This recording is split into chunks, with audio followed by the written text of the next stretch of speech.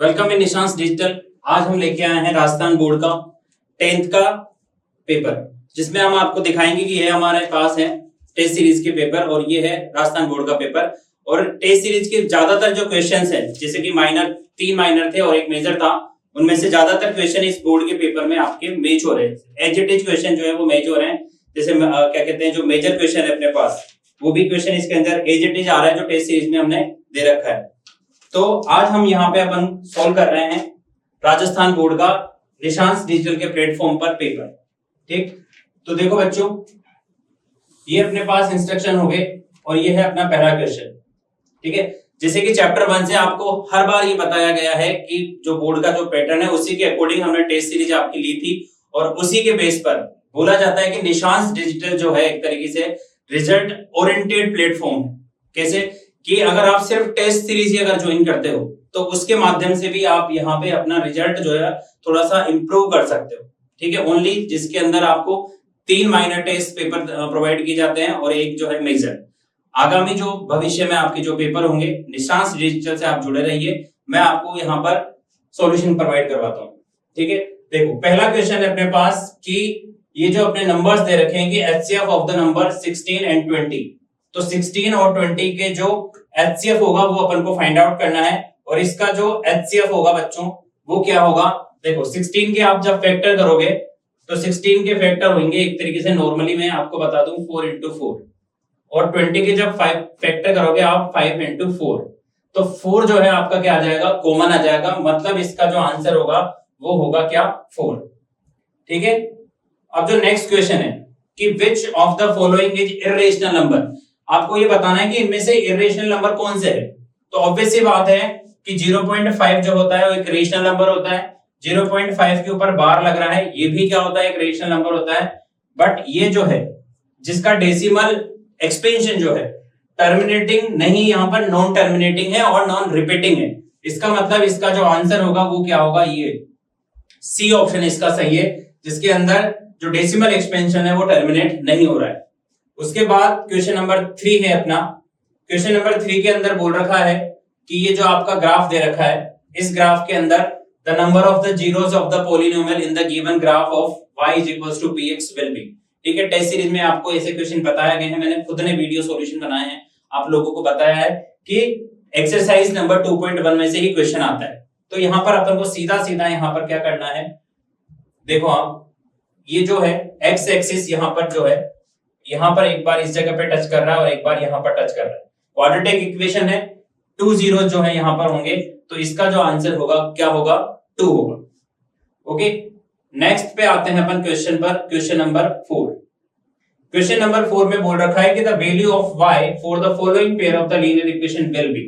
यहाँ पर जो दे रखा है क्वेश्चन के अंदर x जो है आपको दे रखा है, x की वैल्यू क्या दे रखी है 4, और ये दूसरी इक्वेशन दे रखी है x माइनस 3y।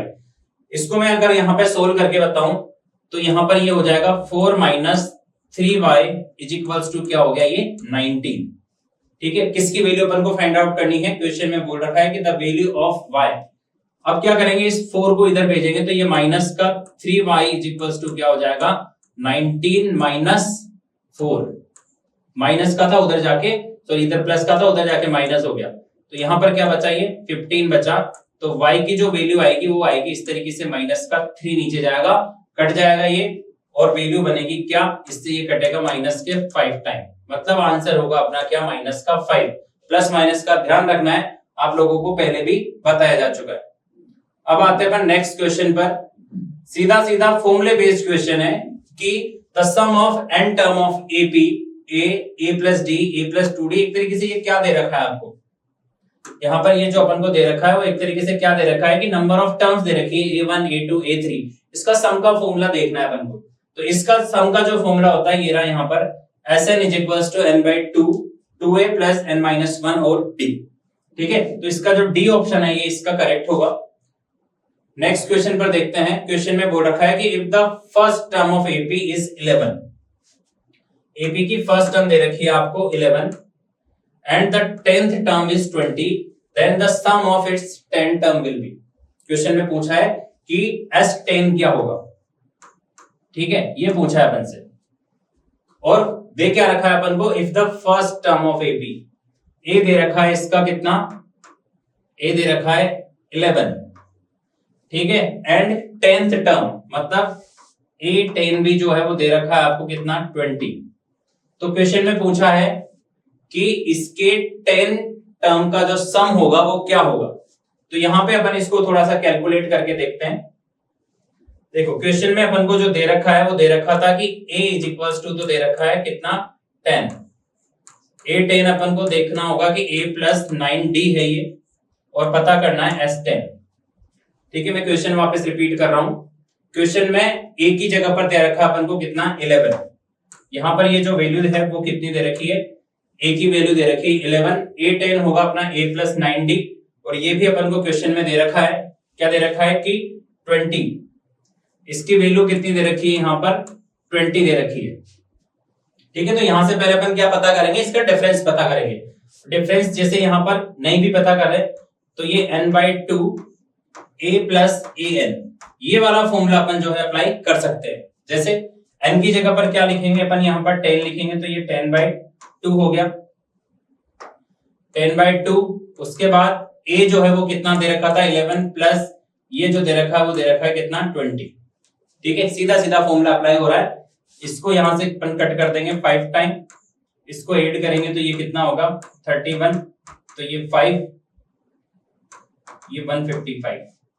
ठीक है, ऑप्शन में दे रखा है अपन को ये रहा यहाँ पर बी ऑप्शन के अंदर सीधा सीधा फॉर्मूला लग रहा था SN का, जिसके अंदर वैल्यू आएगी कितनी 155। नेक्स्ट क्वेश्चन है, इसमें बोल रखा है कि in the given figure PQ is parallel to RS। देखो यहाँ पर ये वाली जो लाइन है, ये वाली लाइन इसकी लाइन के क्या है पैरेलल है, और ये देखो यहाँ पर ये Z बन रहा है। ठीक है, ये अगर 58 है तो ये भी कितना होगा 58 होगा, तो एक एंगल तो अपने पास आ रहा है कितना 58। ठीक, क्वेश्चन में पूछा है अपन से P कहां पर बन रहा है, P बन रहा है कहां पर, यहां पर, तो ये ट्राइंगल हो गया एक तरीके से, एंगल सम प्रॉपर्टी अपन यहाँ पे अप्लाई करेंगे। तो ये तो 58 हो गया। दूसरा जो है देखो ये लीनियर पेयर बन रहा है, यहाँ पर ये वाला एंगल अपन को पता करना है, तो क्या करेंगे अपन 180 में से माइनस कर देंगे किसको, -118 को, ताकि अपन को कौन सा एंगल मिले, सेकंड वाला एंगल मिले। तो इसको माइनस करेंगे तो ये देखो 8 यहाँ पर से 10 हो गया, ये 2 बचा, यहाँ पर ये 7 हो गया, ये 6 बचा, मतलब यहाँ पर ये आएगा कितना 62। ठीक, अब इन दोनों को ऐड करें तो ये कितना हो गया 120 हो गया, मतलब ये वाला जो एंगल बचेगा, ठीक है, 180 में से अपन इसको माइनस कर देंगे, कितना बचेगा ये 60 बचेगा। ठीक, अब जो नेक्स्ट क्वेश्चन है, नेक्स्ट क्वेश्चन में बोल रखा है कि how many maximum tangent can be drawn to the circle from any external point. किसी भी एक्सटर्नल पॉइंट से जो अपना सर्कल होगा उस पर कितनी टेंजेंट ड्रॉ की जा सकती है। देखो यहां पर जैसे ये सर्कल है और यहां पर ये कोई पॉइंट है, तो इस पॉइंट से अपन कितनी टेंजेंट ड्रॉ कर सकते हैं। ऑब्वियस सी बात है कि एक टेंजेंट तो इधर जाएगी, एक टेंजेंट इधर जाएगी, तो ऑब्वियस सी बात है अपन इस पर कितने टेंजेंट ड्रॉ कर सकते हैं, इस पर 2 टेंजेंट जो है अपन ड्रॉ कर सकते हैं। ठीक, नेक्स्ट क्वेश्चन है अपना, इसमें बोल रखा है कि इन द गिवन फिगर, ये अपने पास फिगर दे रखा है, in the given figure TP, obvious सी बात है कि ये जो टीपी है ये और ये पैरेलल सॉरी इक्वल होती है, 2 tangent are the equal in the, ये वाला एंगल दे रखा है 125, ये अपन को पता करना है। तो इन दोनों का जो सम होता है वो क्या होता है 180, तो 180 में से अपन माइनस कर देंगे, माइनस का 125। ठीक है, इधर 10 में से यहाँ 7 रह गया, 5 बचा, यहाँ पर ये 7 में से 2 गया, 55 बचेगा। ठीक है, तो यहाँ पर जो वैल्यू आएगी वो क्या होगी 55। देखो यहाँ पे तो 5 हो गया, 7 में से 2 गया, 5 बचा, आंसर कितना आएगा 55। इन दोनों को ऐड करने पर वापस से क्या आना चाहिए 180 आना चाहिए। ठीक है, देखो ये 125 ऐड करोगे तो इन दोनों का सम जो होता है वो क्या होता है 180 होता है। जैसे यहाँ पर ये 180 बन गया, एक इन दोनों का सम कितना होता है 180, ऐसे इनका ऑपोजिट का सम भी कितना होता है 180 होता है। ठीक है, नेक्स्ट क्वेश्चन है अपने पास, ये the coordinate of the mid point of the line segment joining the point. जैसे ये पॉइंट दे रखे हैं, ठीक है, यहीं पे देख लेते हैं कि ये कोई पॉइंट दे रखे हैं, क्या दे रखा है, एक तो 4 दे रखा है, एक माइनस का 1 दे रखा है, एक माइनस का 2 और एक माइनस का 3 दे रखा है। इनके अपन को क्या फाइंड आउट करना है, इनके मिड पॉइंट फाइंड आउट करना है, तो ये मिड पॉइंट हो गया। तो मिड पॉइंट का अपने पास क्या फॉर्मूला था, देखो ये x1 प्लस x2 अपॉन 2 और ये y1 प्लस y2 अपॉन 2, ये वाला फॉर्मूला जो अपन सीधा सीधा अपन यहाँ पे अप्लाई कर देंगे। ठीक है, अप्लाई करके देखते हैं। तो x1 प्लस x2, तो x1 प्लस x2 जैसे ये 4 है और यहाँ पर ये माइनस का 1 था, ये इधर माइनस का 2 और ये माइनस का 3 था, तो 4 माइनस का 2 अपॉन 2 करेंगे तो ये तो कितना जाएगा 2 अपॉन 2 मतलब 1 आ गया। मतलब x कोऑर्डिनेट जो है वो तो क्या हो जाएगा 1। ये माइनस का साइन है इसलिए यहाँ पर मैंने माइनस अप्लाई किया है। उसके बाद y कोऑर्डिनेट में होता है y2, ये y2 प्लस y1 पर साइन का है यहाँ पर माइनस का, तो यहाँ पर मैं माइनस का साइन अप्लाई कर रहा हूं। ठीक, तो माइनस का 1 हो जाएगा अपॉन में 2, मतलब ये हो गया माइनस का 4 अपॉन 2, कट के क्या आ जाएगा माइनस का 2, मतलब वैल्यू आ रही है 1 और माइनस का 2। किसमें है ये रहा यहाँ पर बी ऑप्शन के अंदर ये दे रखा है। ओके, तो इस तरीके से अपन को मिड पॉइंट जो है यहाँ पे क्वेश्चन के अंदर फाइंड आउट करने थे। अब आते हैं अपन नेक्स्ट क्वेश्चन पर। नेक्स्ट क्वेश्चन में बोल रखा है कि sine a is equals to 4/5 है, तो कोस क्या होगा। ठीक है, तो देखो साइन क्या होता है, पहली बात तो जैसे ये पंडित बद्री प्रसाद और ये हर हर बोले, जैसे कि आपने इस तरीके से सीखा है, तो इसके हिसाब से अपने पास जो साइन थीटा है वो है 4/5, मतलब परपेंडिकुलर जो है वो क्या है इसका 4 और हाइपोटेनस है वो कितना है 5, तो ऑब्वियसली बात है बेस जो है वो क्या होगा ट्रिपलेट होगा। एमसीक्यू जब अपन सोल्व कर रहे हैं, नहीं तो अगर डिटेल्ड क्वेश्चन होता तो अपन जो है इसका बेस जो है फाइंड आउट करके बताते हैं आपको, पर जो है एमसीक्यू जो है अपन यहाँ पे सीधा इसको अपन इस तरीके से अप्लाई कर सकते हैं। तो साइन ए हो गया अपना 4/5, मतलब p और h हो गया, b कितना आ गया 3। अब कोस जो होता है वो होता है b/h, तो b क्या है 3 और h क्या है 5। अब 3/5 कहां पर है, ये रहा यहाँ पे। ठीक है, तो इस तरीके से अपना क्या हो गया क्वेश्चन नंबर 11 सोल्व हो गया। सीधा सीधा कॉन्सेप्ट है। पेपर जो आपका आया है बहुत ज्यादा डीप में नहीं आया, सीधे सीधे क्वेश्चन आपके उठ के आए हैं एग्जाम में। ठीक, तो जो है आप यहाँ पर अपने क्वेश्चन में अपना जो सॉल्यूशन है, आपका जो पेपर कैसा क्या होगा, आप यहाँ से इसको मैच कर सकते हो। नेक्स्ट क्वेश्चन में बोल रखा है कि a 1 meter long road is standing vertically on the ground. If the angle of the elevation of the sun is 30 degree, then length of the shadow will be. देखो बहुत सारे ऐसे क्वेश्चन है जो शेडो से रिलेटेड होते हैं और एमसीक्यूज में आते हैं, जैसे कि आपको पहले भी समझाया गया है। जैसे मान के चलो कि जैसे ये क्वेश्चन हो गया अपना इस टाइप का, ठीक है, ये होगी इसकी शेडो यहां तक, ये एंगल दे रखा है कितना 30 डिग्री। ठीक है, 1 मीटर लॉन्ग रोड ये है, मतलब ये आपको पता करना है। ठीक है, तो tan 30 की वैल्यू क्या होती है 1/√3, मतलब यहाँ पर जो वैल्यू आएगी वो क्या आएगी रूट का 3 आएगी, क्योंकि यहाँ पर थीटा आपको क्या दे रखा है 30 डिग्री दे रखा है, मतलब आंसर जो होगा वो क्या होगा √3 होगा। अब आपने ध्यान देना है कि 1/√3 नहीं लिखना है आंसर में, क्योंकि 1/√3 वैल्यू किसकी है p/b की वैल्यू। ठीक है, नेक्स्ट क्वेश्चन है अपने पास, in the circle of radius 7 cm the area of the minor sector is 54, then the area of major sector will be. Major sector आपको पता करना है। जैसे मेजर सेक्टर क्या होगा, जैसे मान के चलो ये अपना सर्कल हो गया, ये वाला जो पार्ट है वो माइनर सेक्टर है और इसकी वैल्यू अपन को क्वेश्चन में कितनी दे रखी है, क्वेश्चन में वैल्यू दे रखी है 54। इस वाले पार्ट की वैल्यू दे रखी है 54, इसकी रेडियस कितनी दे रखी है 7। तो पता करना है कि ये बाकी का जो सेक्टर होगा वो कितना होगा। तो इसकी जो वैल्यू होगी देखो अपन कैसे पता करेंगे, यहाँ पर ये जो πr² है इसमें से माइनस करेंगे किसको 54। ठीक है, πr क्यों, पूरा जो सर्कल है उसका एरिया क्या होगा πr² और उसमें से ये वाला पार्ट अपन जो है सब्ट्रैक्ट करेंगे, तो पाई की जो वैल्यू है वो है अपने पास 22/7, रेडियस दे रखी है 7 और ये 7 माइनस का 54।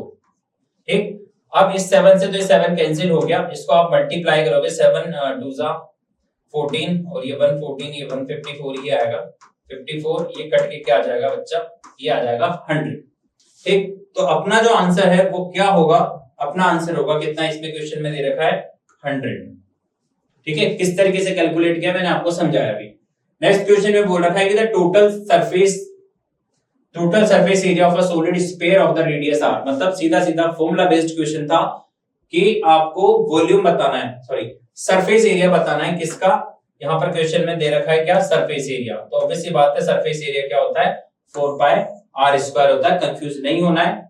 अगर बाय द वे आपने जिस तरीके से यहाँ पे लिखा हुआ है वो है 4r क्यूब, अगर आप बी लिखा के आए हो तो वो गलत है। इसका आंसर क्या होगा, डी, 4 पाई आर स्क्वायर। ठीक है, अब नेक्स्ट क्वेश्चन है अपने को दे रखा है कि the total surface area of a cube with side 1। Side आपको दे रखी है कितनी, 1 दे रखी है। तो सरफेस एरिया ऑफ क्यूब क्या होता है, 6 साइड स्क्वायर। ठीक है, तो यहां पर ये 6 और साइड की वैल्यू क्या आएगी, 1। तो ऑब्वियसली बात है ये 6 इंटू 1 करोगे आप तो कितना आ जाएगा, 6 आ जाएगा। मतलब जो आंसर है, अब यहां पर देखो कंफ्यूज करने के लिए आपको दे रखे हैं दो ऑप्शन सेम जैसे।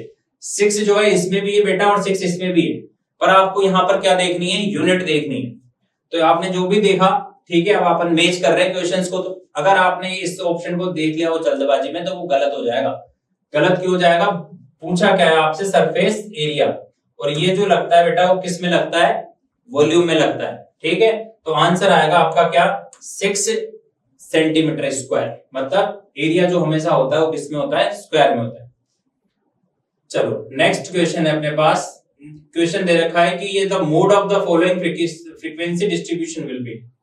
तो इस पेपर में आपने नोटिस किया होगा, नहीं किया होता मैं बता दूं, मैक्सिमम जो क्वेश्चन आए वो आए हैं मोड से रिलेटेड। ठीक है, मतलब कोई एवरेज बच्चा हो और एवरेज से बिलो भी हो तो भी वो अच्छे मार्क्स ला सकता है, क्योंकि ज्यादातर क्वेश्चन जो है वो किससे रिलेटेड आए हैं, मोड से रिलेटेड। अब देखो कितना बेसिक सा क्वेश्चन है अपने पास। अगर आपके कॉन्सेप्ट क्लियर है तो आप सीधा सीधा देखो, मैक्सिमम फ्रीक्वेंसी क्या है यहाँ पर, 16। ठीक है, अब ऑप्शन में देखो 16 भी दे रखा है, कंफ्यूज नहीं होना था। 16 के सामने की जो फ्रीक्वेंसी है, मतलब ये जो नंबर ऑफ होंगे वो अपन को बताना है, ना कि फ्रीक्वेंसी। तो इसका जो आंसर आएगा वो क्या आएगा, 6 आएगा। ठीक है, तो इसका जो मोड होगा वो क्या होगा, 6 होगा। जैसे नेक्स्ट क्वेश्चन है, नेक्स्ट क्वेश्चन में बोल रखा है कि the lower limit of the median class of the following distribution. मतलब ये जो डिस्ट्रीब्यूशन दे रखा है इसका मीडियन क्लास क्या होगी। अब आपको क्वेश्चन ध्यान से पढ़ना था। ये देखो इसका सीएफ नहीं निकालना आपको, सीएफ ऑलरेडी क्वेश्चन में निकाल रखा है। तो टोटल जो n की वैल्यू आ रही है बेटा, ये आ रही है n इक्वल्स टू कितना, 25। अब अपन क्या करते हैं, n/2 निकालते हैं। तो n/2 निकालेंगे तो क्या होगा, ये 25/2 होगा। 25/2 होगा तो 12.5 आएगा। अब 12.5 से बड़ी फ्रीक्वेंसी देखनी है, तो 12.5 से बड़ी फ्रीक्वेंसी कहां आएगी, इस वाले इंटरवल में आएगी। और क्वेश्चन में पूछा भी वही है कि the lower limit of the median class, तो इसी को अपन क्या बोलेंगे, मीडियन क्लास बोलेंगे। और इसका जो आंसर आएगा वो क्या आएगा, 20 आएगा, क्योंकि इसकी जो लोअर लिमिट होगी 20 to 30 में, तो आंसर कितना आएगा, 20। चलो नेक्स्ट क्वेश्चन पर आते हैं। नेक्स्ट क्वेश्चन में बोल रखा है कि the probability of getting head in the toss of a coin will be. देखो बेसिक सा क्वेश्चन था और हमने ये क्वेश्चन टेस्ट सीरीज में भी दिया था। ठीक है, क्योंकि जो प्रोबेबिलिटी से बेसिक जो क्वेश्चन है, जैसे कॉइन हो गया, डाइस हो गया, बेग वाले क्वेश्चन हो गए, सब आपको टेस्ट सीरीज में प्रोवाइड किए गए थे। ठीक है, आपने मेहनत करी और बहुत अच्छा आपका पेपर गया भी होगा आई होप, और बहुत अच्छा रिजल्ट आप भविष्य में देने वाले हैं निशांस क्लासेस को। तो आप देखते हैं आगे। क्वेश्चन में बोल रखा है कि the probability of getting head in a toss of a coin will be. मतलब ऑब्वियस बात है कि एक कॉइन पर हेड आने की प्रोबेबिलिटी वो क्या होगी, 1/2 होगी। ठीक, तो ये तो थे अपने क्वेश्चन नंबर 1 के जो पार्ट 18 पार्ट थे। ठीक है, जो एमसीक्यूज में जो भी आपको लगे, आपने जितना मैच किया हो उसके हिसाब से सॉरी, आप जो इसको स्कोर कर सकते हो और देख सकते हो कि अभी तक आपके कितने क्वेश्चन जो है वो सही निकले हैं। सॉरी, अब आते हैं नेक्स्ट क्वेश्चन पर, क्वेश्चन नंबर 2। क्वेश्चन नंबर 2 जो था वो अपना फिलअप का रहने वाला था।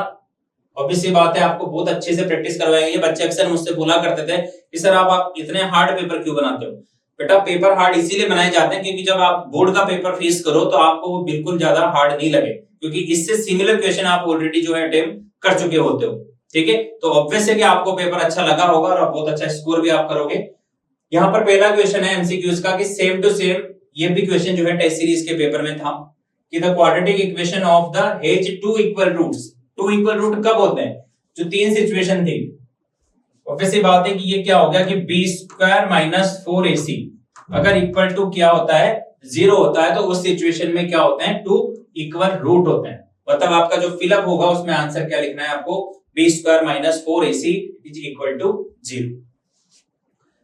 नेक्स्ट क्वेश्चन है 4ap। वापस से जैसे इससे पहले फॉर्मूला आया था, फॉर्मूला बेस्ड क्वेश्चन था कि सम ऑफ n टर्म, इसी तरीके से यहां पर पूछा है क्वेश्चन में कि उसकी nth टर्म क्या होगी। तो nth टर्म का फॉर्मूला है अपने पास an is equals to a plus n minus 1 और ये d। ये आपको जो है यहां पर आंसर में लिखना था। ठीक है, अब आते हैं अपन नेक्स्ट क्वेश्चन पर। नेक्स्ट क्वेश्चन में पूछ रखा है कि the corresponding side of two similar triangles are in. मतलब जैसे मान के चलो ये कोई ट्राइंगल है और ये कोई दूसरा ट्राइंगल है, ठीक है। अब ये है क्या, सिमिलर। अब सिमिलर है तो इनकी जो साइड होंगी वो क्या होंगी, इक्वल होंगी या प्रोपोर्शनल में होंगी। तो यहां पर ये होती है किसमें, प्रोपोर्शनल में। तो the corresponding side of two similar triangle are in proportional. यहां पर लिखना था आपको इस तरीके से प्रोपोर्शनल। अगर आपने रेशियो भी लिखा है तो कोई भी दिक्कत नहीं है, रेशियो में भी होती है वो, ठीक है, उसी को अपन प्रोपोर्शनल कह देते हैं। ठीक, अगला क्वेश्चन है अपने पास कि cosec square 60 minus cot square 60 इसकी वैल्यू क्या हो। ठीक है, एक क्वेश्चन स्किप हो गया। देखो इसके बाद ये है क्वेश्चन कि the tangent of any point of a circle is to the radius through the point of contact. देखो यहां पर ये थ्योरम होती थी कि जैसे अपने पास ये कोई सर्कल है, ठीक है, और ये कोई इसकी टेंजेंट है, तो यहां पर ये जो रेडियस है इसके साथ क्या बनाती है, परपेंडिकुलर बनाती है। क्वेश्चन में ये पूछा, देखो the tangent at any point of a circle to the radius through the point of contact. ये हो गया अपना पॉइंट ऑफ कांटेक्ट, ये हो गया रेडियस और ये हो गया टेंजेंट। तो ये दोनों एक दूसरे पर क्या होते हैं, परपेंडिकुलर होते हैं। ठीक है, इस यहां पर आएगा क्या, परपेंडिकुलर। ठीक है, तो यहां पर क्या आ जाएगा, ये परपेंडिकुलर आ जाएगा। अब जैसे नेक्स्ट क्वेश्चन है, नेक्स्ट क्वेश्चन में पूछा है कि cosec square 60 minus cot square 60, ये क्या होगा। अब ऑब्वियसली बात है कि अगर आपने जो है इसकी आइडेंटिटी लर्न करी हो, जिस तरीके से आपको क्लास में समझाया गया था कि cosec square theta minus cot square theta is equals to क्या होता है, 1 होता है। अगर आप इस कॉन्सेप्ट से करना चाहो ऑब्वियसली बात है वैल्यू 1 आएगी। नहीं करना चाहो तो कोसेक स्क्वायर 60 की वैल्यू रखो, कोट स्क्वायर 60 की वैल्यू रखो, कैलकुलेट करोगे तो भी क्या आएगा, 1 ही आएगा। नेक्स्ट में पूछा है कि the probability of impossible event. कोई इवेंट है जो पॉसिबल ही नहीं है तो उसकी प्रोबेबिलिटी क्या होगी, 0 होगी। ये भी क्वेश्चन जो है टेस्ट सीरीज के पेपर में से आया हुआ। देखो बेसिक क्वेश्चन थे, ये हम यहाँ पर कर रहे हैं।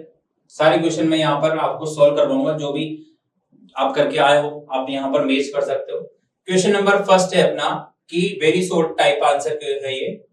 इसमें पूछा गया है कि consider the number 4 power n where n is the natural number, whether there is any value of n for which 4n end with the digit 0। तो क्वेश्चन में पूछा है कि क्या ऐसा होगा, whether is any value, ठीक है। तो यहां पर लिखेंगे अपन नो, इसका आंसर क्या लिखेंगे अपन, नो। ठीक है, आंसर में और जैसे अगर लिखना चाहो तो जैसे नो भी लिखोगे तो चलेगा, ठीक है। और जो है ज्यादा आप लिखना चाहो तो इसमें क्या लिखेंगे अपन, यहाँ पे लिखेंगे, देखो ये नो लिखिए, उसके पीछे रीजन लिखेंगे कि ये 4 पावर n है तो ये 2 इंटू 2 पे पावर क्या लिखेंगे अपन, n लिखेंगे, ठीक है। तो यहाँ पर क्वेश्चन में जो अपन से पूछा था, क्या पूछा था कि consider a number where n is natural number whether the value of n which end with 0। तो यहाँ पर होगा, यहाँ पे नॉट एंड विद 0,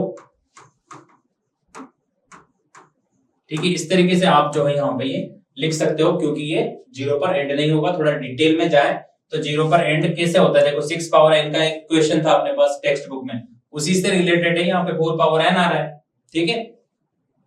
तो 0 पर एंड कब होता है, जब फैक्टर होता है अपने पास किस तरीके से, इस तरीके से, पर अपने पास फैक्टर है इस तरीके के। तो इसका जो आंसर होगा अपन इस तरीके से लिख सकते हैं कि नो होगा, 4n को 2 इंटू 2 पावर n लिख सकते हैं, नॉट एंड विद 0, ठीक है। नेक्स्ट क्वेश्चन है अपना,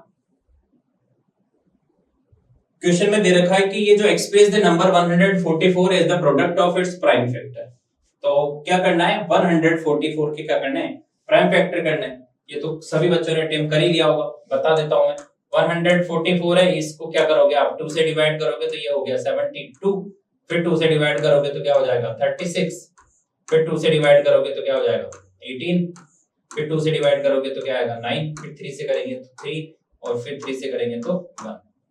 ठीक है, तो ये इसके फैक्टर हो गए 2 into 2 into 2 into 2 into 3 into 3। ठीक है, ये इस तरीके से क्या हो जाएंगे, इसके फैक्टर हो जाएंगे। ठीक है, तो 144 के क्या करने थे, फैक्टर करने थे।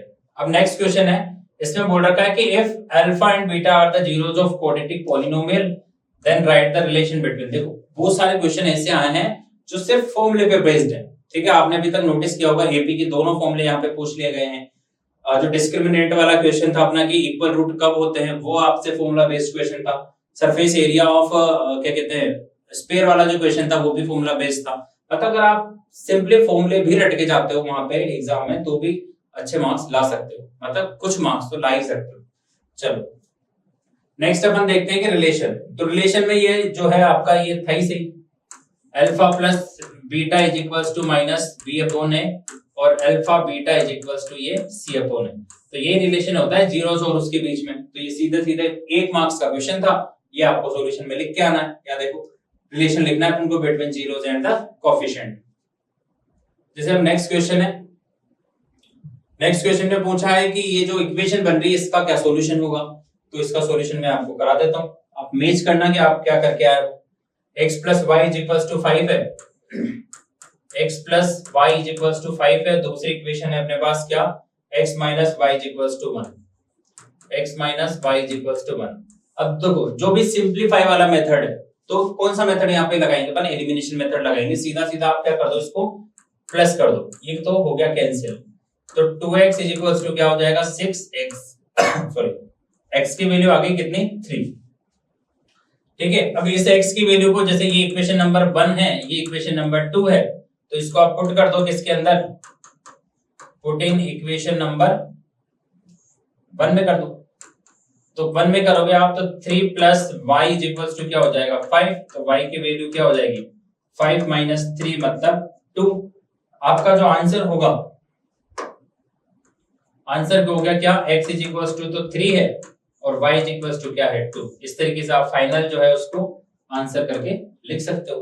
ठीक है, चलो नेक्स्ट क्वेश्चन पर आते हैं।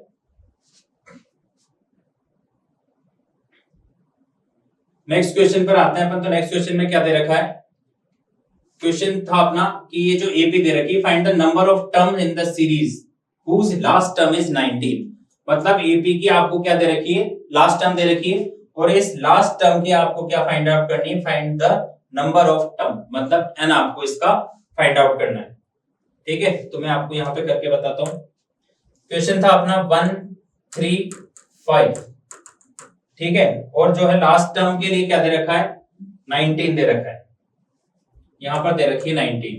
अब इसके बीच में कितनी नंबर ऑफ टर्म्स आएगी ये पता करना है। तो ये ए एन का अपन फॉर्मूला लगा देंगे कि A N is equals to A plus N minus 1 और ये डी। तो ये तो दे रखी है 19 इज इक्वल्स टू ए 1 हो गया प्लस एन पता नहीं है माइनस 1। डिफरेंस कितना हो जाएगा, देखो 3 में से 1 माइनस करोगे तो माइनस का सॉरी प्लस का 2 आएगा। तो डिफरेंस कितना आया 2 आ गया, तो यहां पर ये 2 लिख देंगे। अब ये इधर क्या हो जाएगा, देखो 19 माइनस 1 और ये n माइनस 1 और ये 2 इधर हो गया ये 18, ये 2 आएगा इधर डिवाइड में, n माइनस 1 ये इससे कटा 9 टाइम, 9 प्लस 1 हो जाएगा ये 10। तो n की वैल्यू आई कितनी 10। ठीक है, मतलब जो है इसके अंदर कितनी ऐसी टर्म होगी 10 टर्म होंगी ऐसी। ठीक, क्वेश्चन में पूछा था कि find the number of term, तो ऐसी कितनी टर्म्स होगी इसके अंदर 10 टर्म होंगी। अब नेक्स्ट क्वेश्चन में पूछ रहा है कि if two tangent P and PB from point P to a circle both with centre O inclined with each other.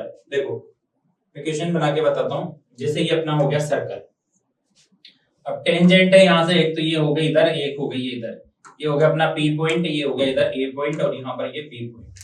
Question में बोल रखा है कि if two tangent P and PB from point P of the circle centre, यहां पर ये इसका क्या सेंटर हो गया O, are inclined to each other at the angle of 80 degree, ये हो गया कितना 80 डिग्री।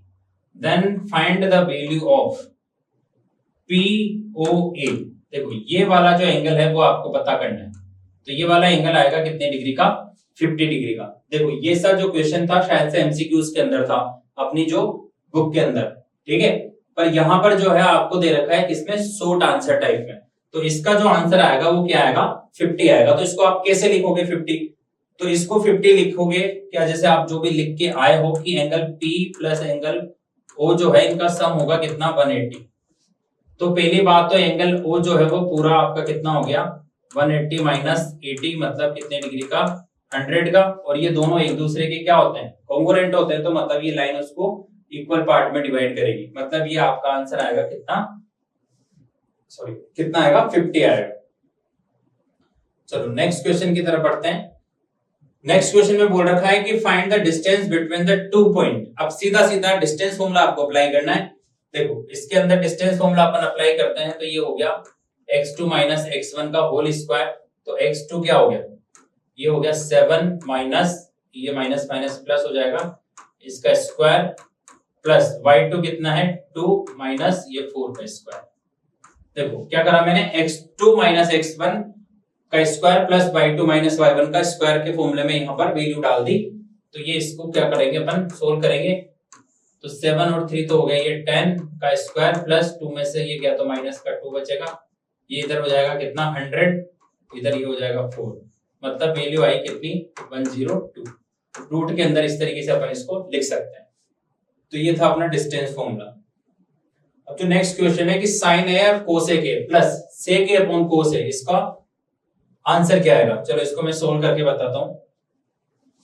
क्वेश्चन में था देखो साइन ए और कोसेक ए प्लस दूसरा है सेक ए और कोस ए, ये सेक ए और ये कोस ए, तो ये दोनों एक दूसरे के क्या होते हैं, ऑपोजिट होते हैं। जैसे इसको अपन क्या लिख सकते हैं, 1 अपॉन कोसेक लिख सकते हैं, और ये ऑलरेडी क्या है, ये कोसेक है, तो ये कट जाएगा 1 आएगा। ऐसे इधर सेक को 1 अपॉन क्या लिख सकते हैं, कोस ए लिख सकते हैं, और यहाँ पर ये क्या है, ये कोस है, तो इस कोस ए कट गया, तो 1 प्लस 1 क्या आ जाएगा, इसका आंसर आएगा कितना 2 आएगा। ये 1 प्लस 1 मतलब क्वेश्चन को जो सोल्व करोगे आप तो ये आ जाएगा। सीधा सीधा आइडेंटिटी होती है। देखो कौन सी आइडेंटिटी, यहाँ पर ये sine a is equals to 1 upon cosec a, ये अपने 8.1 के अंदर फॉर्मूला होता था ऐसे। अब इसको आप इधर भी भेज दोगे तो इस पूरे की वैल्यू क्या आएगी, इस पूरे की वैल्यू आई 1, ऐसे इस पूरे की वैल्यू भी आएगी क्या 1, तो 1 प्लस 1 क्या हो गया, ये 2 हो गया। चलो नेक्स्ट क्वेश्चन है, बोल रखा है कि find the area of a quadrant of a circle whose radius is 7। मतलब आपको एक क्वाड्रेंट का एरिया फाइंड आउट करना है कि जैसे ये तो हो गया अपना क्या सर्कल।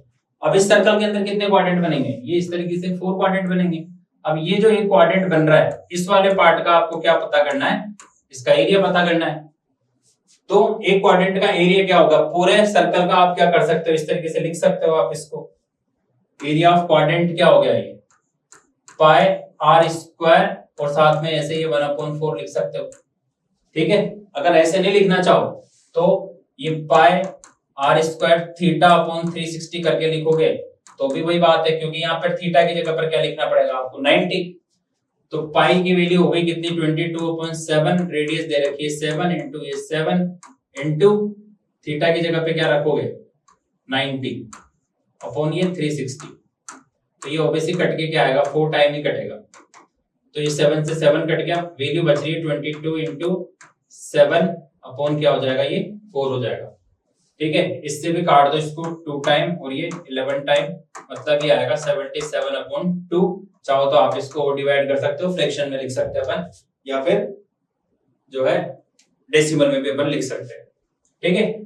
चलो अब आते हैं अपन नेक्स्ट क्वेश्चन पर। ये हो गया अपना क्वाड्रेंट वाला क्वेश्चन में। नेक्स्ट में बोल रखा है कि in a circle of radius 21, एक सर्कल है जिसकी रेडियस है कितनी 21, are subtended an angle of 60 degree, theta कितना दे रखा है 60 degree, at the centre sorry, then find the length of arc. अब देखो आप यहाँ पर अपन को फाइंड आउट करनी है क्या, जैसे ये अपने पास क्या होगा, ये O हो गया, ये AB, आपको आर्क पता करनी है, ठीक है। तो लेंथ ऑफ आर्क का फॉर्मूला होता है क्या कि ये पाई आर थीटा अपॉन 180, ये फॉर्मूला होता है। इस फॉर्मूले में क्या करनी है अपन को, वैल्यू डालनी है।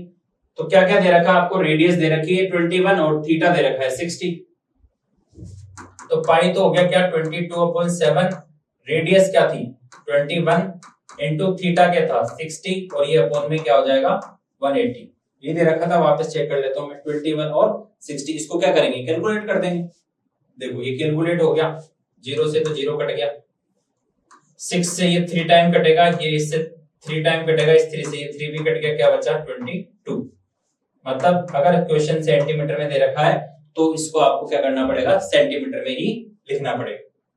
तो क्वेश्चन जो था 21 सेंटीमीटर और अपना जो आंसर आ रहा है वो क्या आ रहा है 22। ये भी क्वेश्चन कहीं देखा हुआ लगा है, आ रखा है मतलब ये। चलो नेक्स्ट क्वेश्चन पर चलते हैं अपन। नेक्स्ट क्वेश्चन में बोल रखा है कि the distribution of given representing the weight of 30 student of a class, right the model class of the weight of these student. ठीक है, तो इस क्वेश्चन का आपको क्या लिखना है कि जो मोड होगा उसका इंटरवल लिखना है। क्या पूछा है क्वेश्चन में, represent below student, right the model class of the weight of the student. यहां से अगर आप देखोगे तो इसका क्या लिखना है, सिर्फ आपको मॉडल क्लास का इंटरवल लिखना है। तो देखो सबसे मैक्सिमम फ्रीक्वेंसी क्या है, ये 9 और इसका इंटरवल क्या है, इसका इंटरवल है कितना 60 to 70। अब जैसे कि मैंने पहले भी कहा था, ये फिर क्वेश्चन किसका आ गया मोड का, एक क्वेश्चन पहले आ गया, एक क्वेश्चन ये हो गया 2। और जब आप सेक्शन बी में जाओगे या सेक्शन सी में जाओगे और डी में जाओगे तो भी आपको मोड की क्वेश्चन मिलेंगे। ठीक है, चलो तो इसका जो आंसर होगा वो 60 to 70 होगा ओनली। क्या पूछा है क्वेश्चन में कि इसका मॉडल क्लास क्या होगा, ओनली मोड नहीं पता करना आपको, सिर्फ मोड क्लास। चलो आगे चलते हैं। नेक्स्ट क्वेश्चन में दे रखा है कि कोई क्लास है, the mark obtained by the 10 student of any class are represented in the table, then find the mean of the mark obtained. अब एक नंबर का क्वेश्चन है, इसमें अपन को मीन फाइंड आउट करना है। तो देखो मीन कैसे फाइंड आउट करोगे, मैं यहीं पे आपको इसका fx जो है पता करके बताता हूँ। स्पेस है मेरे पास, यहाँ पर इसका क्या पता करेंगे fx। तो ये टेबल को ऐसे बढ़ा देता हूँ मैं यहीं पे, ठीक है, क्योंकि फॉर्मूला क्या होता है अपने पास, ये sigma fx upon sigma f। यहाँ पे चाहो तो आइए ऐसे लिख दो, ये क्या किसका फॉर्मूला हो गया, ये मीन का। इसको कैलकुलेट करना है। तो यहाँ पर तो आ गया कितना 1, यहाँ पर आ गया कितना 4, यहाँ पर कितना जाएगा 4 3 जा 12, 4 2 जा 8 और 5 1 जा 5। ठीक है, इन सबको आप जब ऐड करोगे तो ये 20, तो ये हो गया और ये मिला के कितना हो गया 30। मतलब इसकी वैल्यू आ रही है कितनी 30। और सिग्मा एफ कितना है, इनको ऐड करना है एफ वाली फ्रीक्वेंसी को। तो 3 और 3 6, 6 और 4 10 अपॉन ये 3 आ गया इसका मीन। देखो 10 ही हो रहा है, 3 तो ये हो गया, यहाँ तक 7 8 9 और ये 10। मतलब सिग्मा एफ कितना है इसका 10 है। ठीक है, सिग्मा एफ एक्स की वैल्यू कितनी आ रही है 30। 30 को डिवाइड कर देंगे 10 से, कितना आ जाएगा 3 आ जाएगा। ठीक है, तो ये जो क्वेश्चन था अपना, इसका आंसर क्या होगा 3 होगा ओनली। अब आते हैं अपन क्वेश्चन नंबर 4 पर। देखो क्वेश्चन नंबर 4 में क्या बोल रखा है कि ये जो जीरोस ऑफ पॉलिनोमियल है, इसको आपके जीरोस फाइंड आउट करना है। रिलेशनशिप नहीं बतानी यहाँ पे कि अल्फा प्लस बीटा को भी आप प्रूफ करो, नहीं, क्वेश्चन में जो पूछा है वही करना है आपको। देखो x square minus 6x plus 8 है, इसके आपको क्या पता करने हैं, इसके जीरोस पता करने हैं। तो जीरोस पता करके बताता हूं मैं आपको। देखो इक्वेशन क्या थी, x square minus 6x, x square minus 6x plus 8 है। ठीक है, इसके अपन को क्या पता करना है जीरोस, मतलब क्या करना होगा, इसको अल्फा और बीटा पता करना है। तो मिडिल टर्म से क्या करेंगे, इसको स्प्लिट करेंगे। अब 8 है, 8 के फैक्टर क्या होंगे 4 into 2। अब क्या लाना है अपन को, माइनस का 6 लाना है। तो माइनस 6 कैसे आएगा, x square minus 4x minus 2x और ये प्लस का 8, ऐसे लिख सकते हैं इसको। देखो माइनस 2 और माइनस 4, माइनस का 6 हो गया और माइनस 4 और माइनस 2 को मल्टीप्लाई करोगे तो प्लस का 8 आ जाएगा। अब यहाँ पर देखो कॉमन क्या आ गया, x माइनस 4, माइनस 2 इधर से कॉमन आएगा तो ये x माइनस 4 बचेगा। फिर x माइनस का 4 अपन यहाँ से कॉमन ले लेंगे तो x माइनस 2। अब इसको कैलकुलेट करना है, 2 नंबर का क्वेश्चन है तो पूरा डेकोरेट करके आपको करना था ये। ठीक है, तो क्या हो जाएगा, ये x माइनस 4 इक्वल टू 0 और ये x माइनस 2 इक्वल टू 0। x की वैल्यू आई कितनी 4 और इधर x की वैल्यू आई कितनी 2। ठीक है, तो इसको क्या करेंगे अपन, ये एक तो अल्फा हो गया अल्फा इज इक्वल्स टू 4 हो गया और ये बीटा इज इक्वल्स टू क्या हो गया 2। तो ये हो गया इसके 0। ठीक है, इस तरीके से अपन को ये क्वेश्चन सोल्व करना था। चलो अब आते हैं अपन नेक्स्ट क्वेश्चन पर। नेक्स्ट क्वेश्चन तो ये एग्जांपल का क्वेश्चन है। अभी कल ही बच्चे डाउट के लिए आए थे, मैंने पूछा बोला भी था, मैंने कहा ये 2 डिजिट वाला क्वेश्चन आएगा, क्योंकि जो टेक्स्ट वाला क्वेश्चन है, ठीक है, वो भी जो है सेम इसी पर बेस्ड है। आपको इक्वेशन में कन्वर्ट करना आना चाहिए इसको। क्वेश्चन में बोल रखा है कि the sum of 2 digit number and the number obtained by reversing the digit is 66। तो पहले तो अपन बात कर लेते हैं नंबर की। देखो नंबर जो होगा, नंबर हो गया अपने पास इस तरीके से होता है, ये 10x प्लस y, ये तो हो गया आपका नंबर।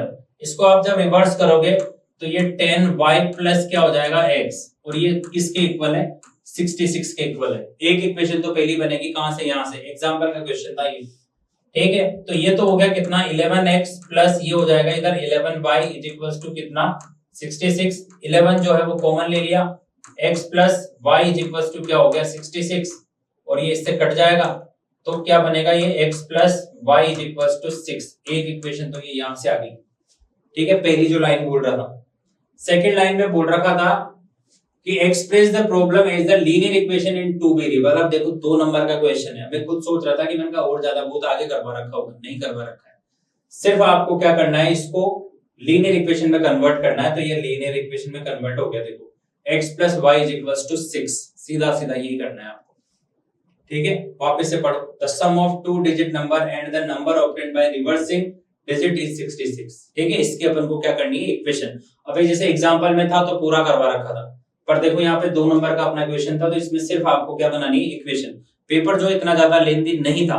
ठीक है, पेपर को बहुत जो है शॉर्ट किया गया, क्योंकि जैसे कुछ बच्चे होते हैं जिनका टाइम पे कोर्स पूरा नहीं हो पाता है, ठीक है, तो उनको थोड़ी दिक्कत होती है। तो इस सिचुएशन में पेपर सबके हिसाब से बनाया जाता है, ठीक है, ताकि उसको आपको जो है सोल्व करने में कोई दिक्कत नहीं हो। चलो नेक्स्ट क्वेश्चन में बोल रखा है कि find the sum of first 15 even number. Question में पूछा है इवन नंबर का। अब इवन नंबर कौन कौन से होंगे भैया, ये हो गए अपने पास 2, 4, 6, 8, 10, ऐसे चलते जाएंगे। ठीक है, इसका क्या पता करना है आपको, सम पता करना है।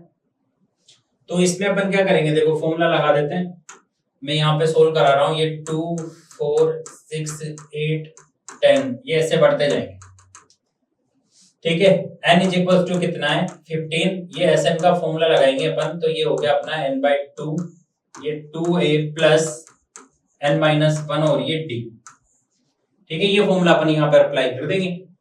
तो n की जगह पर तो हो गया कितना 15 अपॉन ये 2, ये 2 a की जगह पर भी लिखेंगे 2 प्लस n की जगह पर 15 माइनस का ये 1, और d की जगह पर भी क्या आ जाएगा 2 आ जाएगा। अब किसी की इच्छा और यू की सर यहाँ 0 क्यों नहीं लिखा, 0 नहीं लिखेंगे भैया। ठीक है, क्योंकि इवन नंबर जो है कहां से स्टार्ट होता है, 2 से स्टार्ट होता है, ना कि 0 से। तो ये कितना हो गया देखो 15 अपॉन 2, ये 2 2 जा हो गया इधर 4, प्लस यहां से क्या बचेगा 14 इंटू 2 करोगे कितना हो जाएगा 28।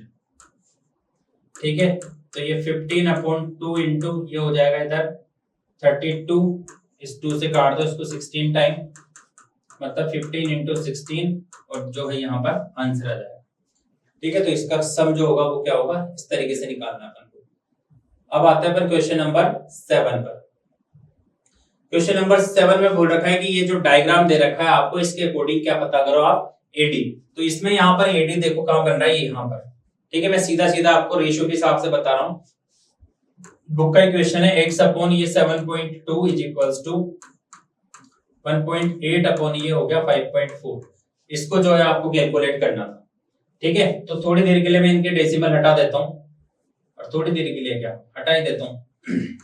तो x ये इसको क्रॉस मल्टीप्लाई करेंगे तो ये 7.2 इधर, ये इससे कटेगा कितनी बार 3 टाइम, ये इधर जाएगा 3x हो गया इधर, ये 7.2 हो गया। ठीक है, तो x की जो वैल्यू आएगी वो 7.2 अपॉन क्या होगी 3, तो ये हो गया 2.4। ठीक है, इस तरीके से कुछ वैल्यू आएगी 2.4। क्रॉस मल्टीप्लाई करोगे आप तो ये ऐसे इधर जाएगा, ये इधर जाएगा। 72 है, ये इसको 3 से डिवाइड करोगे तो 2 2 जा 6, ये 1 और 2 4, 2.4 ये है। ठीक है, तो डेसिमल में वैल्यू आ जाएगी इसकी 2.4। बुक का क्वेश्चन था ये भी। नेक्स्ट में बोल रखा है कि prove that the two concentric circles the code of the larger angle which touch the smaller circle is bisect the point of contact. अब देखो एक तरीके से ये चैप्टर 10 का अपना क्वेश्चन जो है वो थ्योरम बेस्ड है। थ्योरम बेस्ड कैसे, देखो क्या कह रहा है कि एक तो ये सर्कल है, ठीक है, और एक ये दूसरा सर्कल, ठीक है, और ये इसको ऐसे टच कर रहा है। अभी अपन ने पढ़ा था, देखो देखो ये ऐसा क्वेश्चन था, जैसे ये 3 है, ये 4 है, ये 5 है, तो टोटल ये भी क्या होता है 4। ये अपन को प्रूफ करना है, ठीक है, प्रूफ करना है। ये आपको ऐसे नहीं बताना कि ये ऐसे है ऐसे ऐसे, ठीक है। तो इसको प्रूव करने के लिए आपको क्या करना होगा, देखो ये इस तरीके से एक डायग्राम बनाना होगा, ठीक है। देखो ये हो गया अपने पास सर्किल और एक ये हो गया दूसरा सर्कल। यहाँ पर ये इसकी टेंजेंट हो गई, ये इधर इसको ज्वाइन करेगा, एक इसको ज्वाइन करेगा, ये O पॉइंट हो गया, ये A पॉइंट हो गया, इधर B पॉइंट हो गया और यहाँ पर ये P पॉइंट हो गया। आपको ये बताना है कि ये जो AP है वो इक्वल होगा किसके, इस BP के। ये अपन को प्रूफ करना है, टू शो, ठीक है। ये अपन को क्वेश्चन का जो ऑब्जेक्टिव है उसमें बोल रखा है कि ऐसा होता है, बाइसेक्ट करता है। अब कैसे प्रूफ करेंगे, अब यहाँ पर ये ट्राइंगल बन रहा है, देखो यहाँ पर इन ट्राइंगल ये OPA और दूसरा ट्राइंगल बन रहा है ये ट्राइंगल OPB। इन ट्राइंगल के अंदर अपन लिखेंगे, क्या क्या लिखेंगे, जैसे देखो ये तो पता है अपन को कि ये इसको क्या करती है, बाइसेक्ट करती है, ठीक है, सॉरी परपेंडिकुलर होती है इसके। इससे पहले भी अपने पास क्वेश्चन में आया था। तो RHS रूल अपन यहाँ पे इसके अंदर लगाएंगे। RHS के अंदर क्या होगा, जैसे एंगल P जो है क्या नाम हो जाएगा, OPA। ये इधर एंगल OPA जो है, एंगल OPA इक्वल होगा किसके, एंगल OPB के। तो ये तो परपेंडिकुलर होता है, मतलब 90 डिग्री हो गया ये तो, ठीक है। अब 90 के सामने हाइपोटेनियस होती है, तो ये OA जो है वो इक्वल होगा किसके, OB के, ठीक है। क्यों है, क्योंकि ये क्या होती है इसकी, ये होती है इसकी रेडियस, और रेडियस क्या होती है इक्वल, मतलब ये क्या हो गया अपना H हो गया, बच रहा है क्या S। तो ये जो OP है वो इक्वल हो जाएगा किसके, OP के, और ये क्या हो गई इसकी कॉमन, ठीक है। इसको अपन क्या लिख देंगे, ये कॉमन। अब कॉमन होगा इसका मतलब यहाँ पर क्या हो गया, ये R हो गया पहले, H हो गया, और ये क्या आ जाएगी यहाँ पर S। तो बाय RHS रूल अपन यहाँ पे ये लिख देंगे कि बाय ये RHS रूल, ये जो ट्राइंगल था अपने पास कौन सा, OPA जो है ये सिमिलर सॉरी कॉन्ग्रुएंट हो जाएगा किसके, ट्राइंगल OPB के, और ये जो AP है वो इक्वल हो जाएगा किसके, PB के, बाय CPCT। ये अपन को इसके प्रूफ में इस तरीके से लिखना। आई होप आपने इस तरीके से कुछ किया होगा। चलो अपन देखते हैं नेक्स्ट क्वेश्चन। क्वेश्चन नंबर 9 के अंदर क्या कह रहा था कि find the coordinate of the mid point of 2 point P and Q। P और Q दे रखे हैं, इसका एक तो आपको मिड पॉइंट फाइंड आउट करना है और इसके बीच में आपको फाइंड आउट करनी है कि इसकी लेंथ क्या होगी PQ की। तो जैसे मैं आपको यहाँ पे करके सॉल्व करके बताता हूँ कि जैसे ये अपनी कोई लाइन हो गई, जैसे ये P पॉइंट हो गया और यहाँ पर ये Q पॉइंट हो गया। अब देखो कोऑर्डिनेट क्या दे रखे हैं, 8 और 10। ये वाला कोऑर्डिनेट तो है अपने पास 8 और 10, और Q वाला जो कोऑर्डिनेट है वो दे रखा है अपन को 6 और 8, ठीक, 6 और ये 8। तो पहली बात तो इसका मिड पॉइंट पता करना है। जैसे मान लेते हैं कि ये O जो है इसका मिड पॉइंट है, तो क्या लिखेंगे इसमें कि इस तरीके से लिख देंगे कि late O be the midpoint, let O be the ये midpoint of PQ, ठीक है। अब ये मिड पॉइंट है तो इसके जो कोऑर्डिनेट होंगे वो इस फॉर्म में होंगे, कोऑर्डिनेट होंगे इस तरीके से x और y की फॉर्म में, ठीक है। अब यहाँ पर देखो आप कि जो x होगा वो इस तरीके से लिखेंगे अपन कि x1 प्लस x2 अपॉन 2, और ये जो y होगा वो इस तरीके से लिखेंगे y1 प्लस y2 अपॉन 2, ठीक है। अब इनकी वैल्यूज अपन को डालनी है, वैसे भी पॉजिटिव वैल्यूज है, कोई दिक्कत ही नहीं है। तो 8 प्लस 6 अपॉन 2 हो जाएगा, ये कितना हो गया 14 अपॉन 2, मतलब क्या आ गया 7, ठीक है। और दूसरी जो वैल्यू है y1 प्लस y2, मतलब ये हो गया अपने पास 10 प्लस 8 अपॉन 2, तो ये हो जाएगा 18 अपॉन 2, मतलब क्या आ गया 9, ये कट गए। तो कोऑर्डिनेट O के जो होंगे x और y की फॉर्म में वो क्या होंगे 7 और 9। तो ये तो हो गया इसका मिड पॉइंट, अब क्वेश्चन में पूछा था कि इनके बीच के डिस्टेंस क्या होगी, तो डिस्टेंस ऑफ पी क्यू अगर अपन पता करेंगे तो देखो क्या होगा ये, ठीक है, जैसे ये पी क्यू था, ये पी और ये क्यू, पी के पॉइंट थे, क्या थे पॉइंट 8 और 10, और क्यू था इधर 6 और 8, यही था 6 और 8। अब इनके बीच की क्या पता करनी है अपन को, डिस्टेंस, तो डिस्टेंस फॉर्मूला लगाएंगे यहाँ पर, ये पी क्यू, ये हो जाएगा p q is equals to वही x2 माइनस x1 का square plus y2 minus y1 का स्क्वायर, ठीक है। इसके अंदर वैल्यू क्या करनी है अपन को, कैलकुलेट करनी है। तो क्या होगा इसमें देखो, ये हो जाएगा 6 माइनस 8 का स्क्वायर प्लस 8 माइनस 10 का स्क्वायर।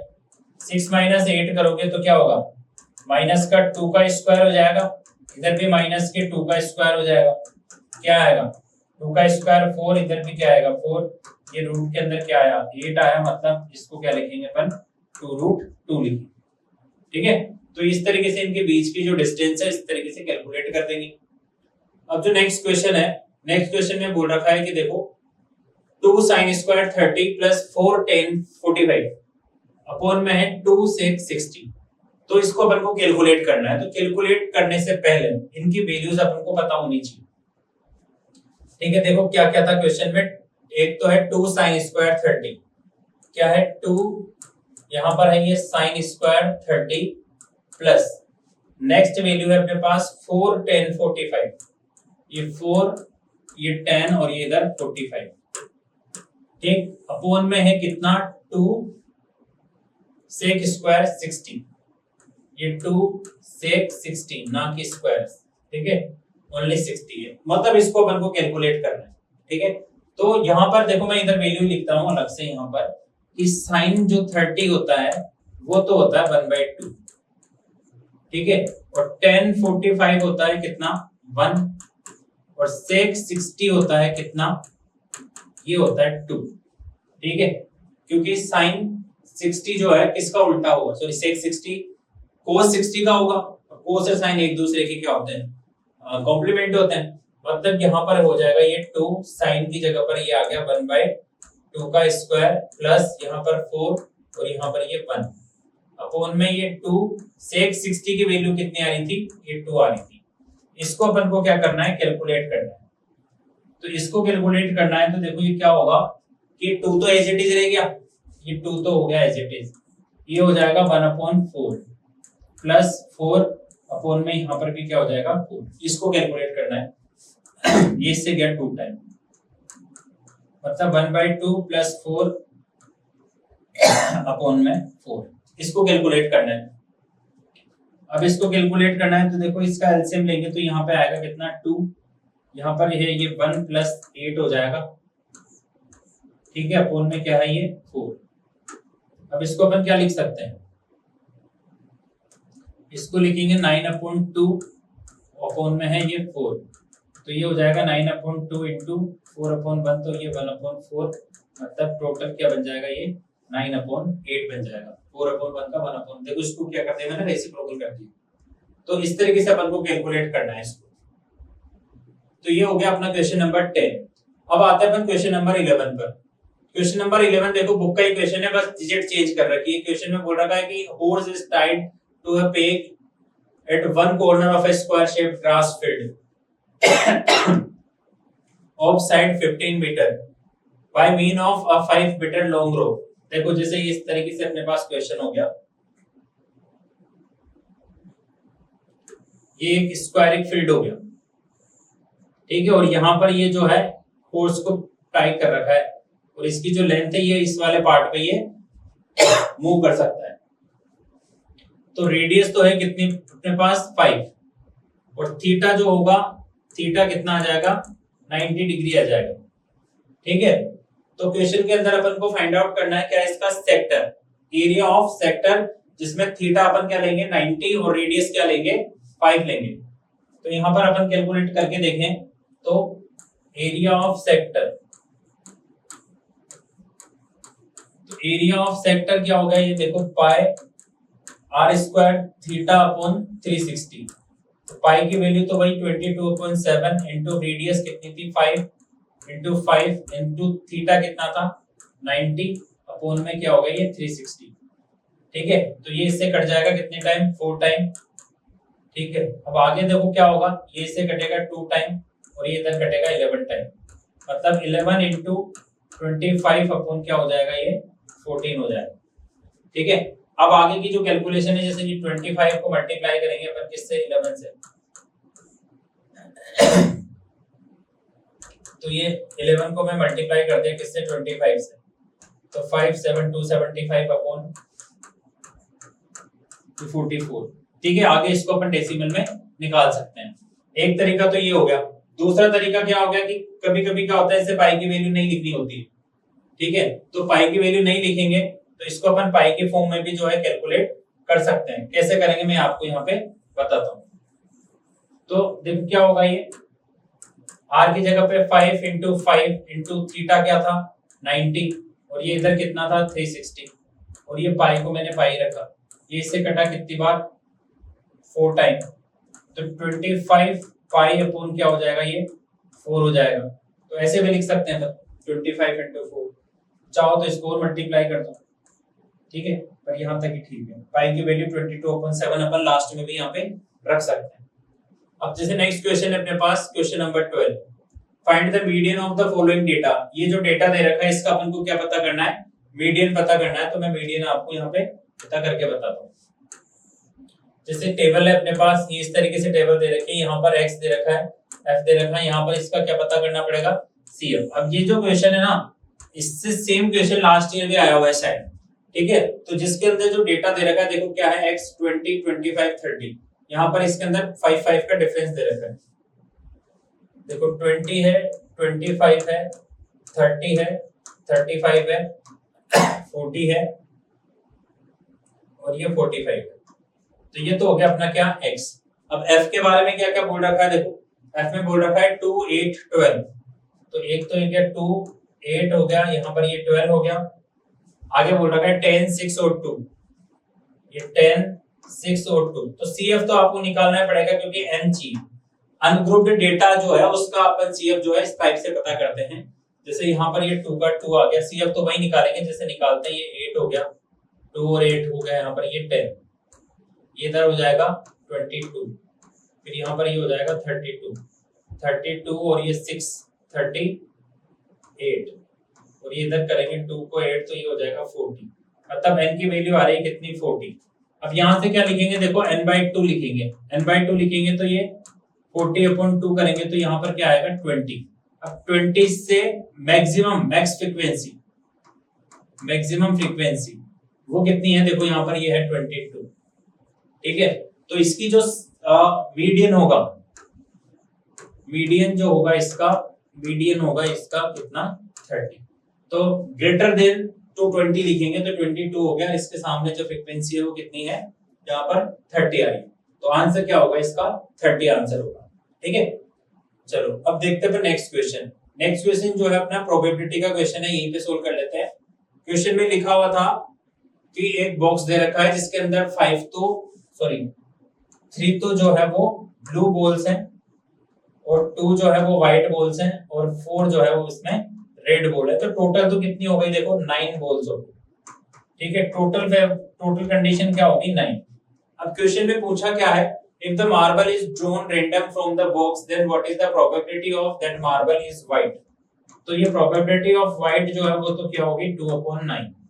ठीक है, और नॉट व्हाइट, ये प्रोबेबिलिटी ऑफ नॉट व्हाइट को अपन ऐसे लिख देते हैं। तो ऑब्वियस सी बात है 9 में से आप 2 हटा दो, या फिर इसको इस तरीके से लिखना चाहो तो ये 1 - 2/9 भी लिख सकते हैं। तो ये 9 - 2/9 मतलब क्या हो जाएगी, ये 7/9। ठीक है, तो एक का आंसर तो आएगा 2/9 और एक का आंसर आएगा 7/9। ठीक है, तो ये इस तरीके से क्वेश्चन को अपन को सोल्व करना है। अब जैसे नेक्स्ट क्वेश्चन है, क्वेश्चन में बोल रखा है कि the product of 2 consecutive positive integer is 306। ये भी बुक का क्वेश्चन है। देखो जो बोर्ड का आपका पेपर बनाया गया है सब बुक में से आया है। सेक्शन ए और सेक्शन बी के सेक्शन ए के अंदर जो छोटे क्वेश्चन है उनको सिर्फ हटा दो आप, बाकी का सब जो है बुक में से ही आया और आना भी चाहिए। देखो तो क्वेश्चन में बोल रखा है कि the product of two consecutive positive integer is 306, then find. तो किस तरीके से अपन फाइंड करेंगे, देखो जैसे लेट इंटीजर b, इस तरीके से लिख लेते हैं अपन, लेट इंटीजर b, एक तो हो गया x और दूसरा क्या हो गया x प्लस 1। तो क्या क्वेश्चन में बोला था, the product of two consecutive positive integer, तो इनका क्या करना है अपन को, प्रोडक्ट। तो ये x और x प्लस 1, इनका जो प्रोडक्ट है वो किसके इक्वल है, 306 के। तो ये 306 के इक्वल हो गया। अब क्या करेंगे, ब्रैकेट को सोल्व करेंगे, क्वाड्रेटिक इक्वेशन बनाएंगे। तो x square plus x minus का क्या हो जाएगा, ये इधर 306 इज इक्वल्स टू 0। ठीक है, अब इसको क्या करना है, अपन को मिडिल टर्म से स्प्लिट करना है। तो मिडिल टर्म से स्प्लिट करेंगे, तो ये जैसे 306 है, इसको पहले फैक्टर करें तो 2 से जाएगा ये 153 टाइम, 153 टाइम जाएगा। ठीक है, अब ये किसी से कैलकुलेट होगा क्या, 3 से होगा 3 से, 3 से ये हो गया 5 टाइम और ये 1 टाइम, फिर ये 3 से होगा। 3 की टेबल में 51 आता है क्या, 30 और 21, देखो 30 और ये 21, तो 10 बार, ये 7 बार, 17 टाइम है। फिर 17 से ये जाएगा 1 टाइम, तो ये हो गया अपने पास फैक्टर। अब यहाँ पर क्या चाहिए, देखो अपन को प्लस का 1 चाहिए, प्लस का 1 चाहिए, तो इसको 3 3 जा 9, यहाँ पर ये जो था 3 और यहाँ पे ये 3 3 जा तो 9 और ये 2 18, मतलब इसको अपन स्प्लिट करेंगे 18x माइनस 17x।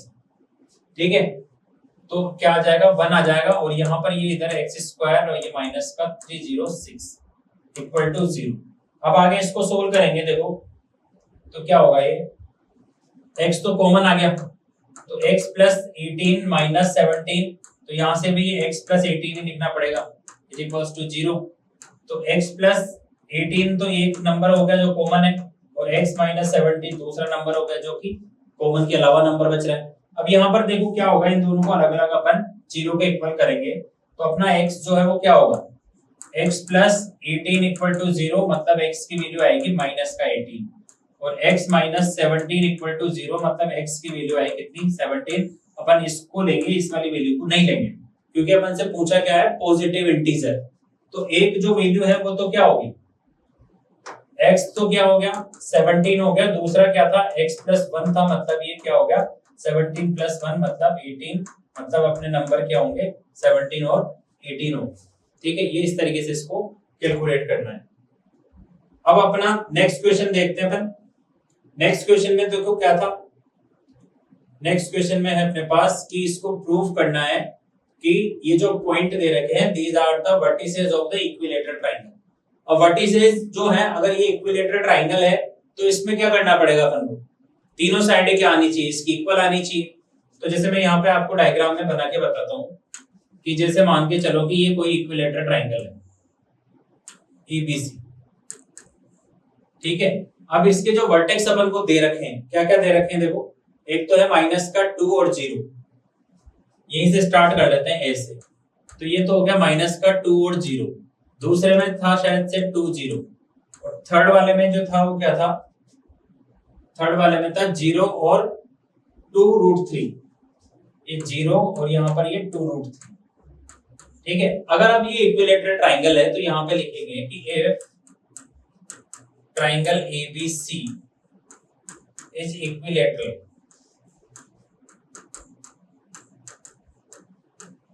तो क्या होगा, ये जो AB है वो इक्वल होगी किसके, BC के, और ये इक्वल होगी किसके, AC के।